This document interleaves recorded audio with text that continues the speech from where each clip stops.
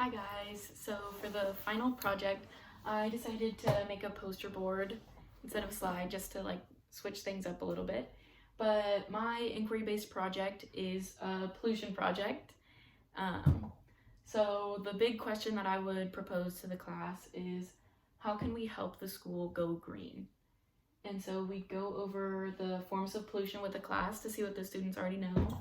So we would talk about soil pollution, which is the presence of toxic chemicals in soil in high enough concentrations to pose a risk to human health.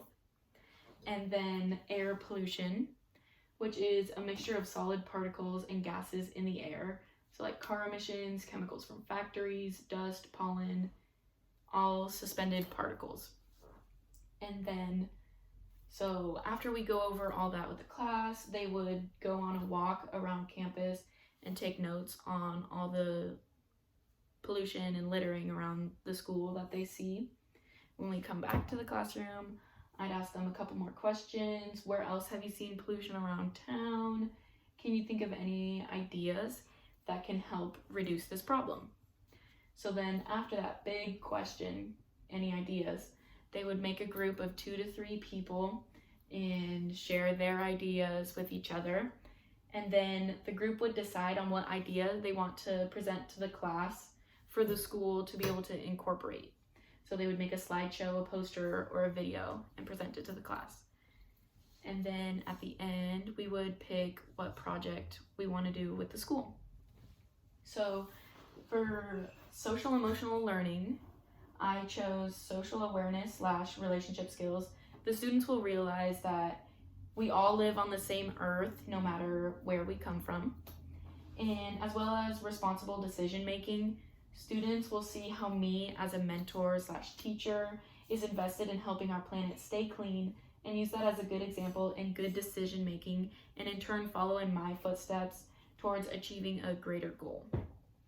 And then for the 7 structures, the first one was strategic thinking. The students will use what they already know to draw inferences on what pollution is and where they've seen it in their environment, which I thought that this showed that pretty well. Idea, planning, strategies, success.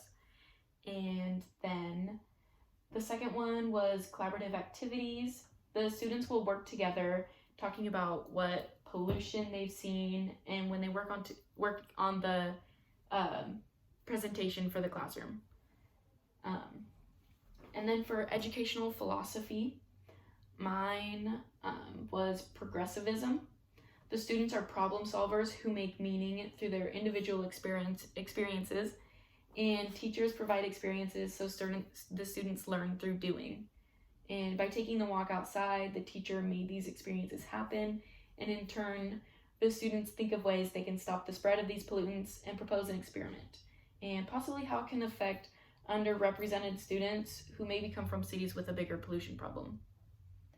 And for differently abled learners, I put everyone has the opportunity to go for the walk outside the classroom and feel involved in the mini experiment.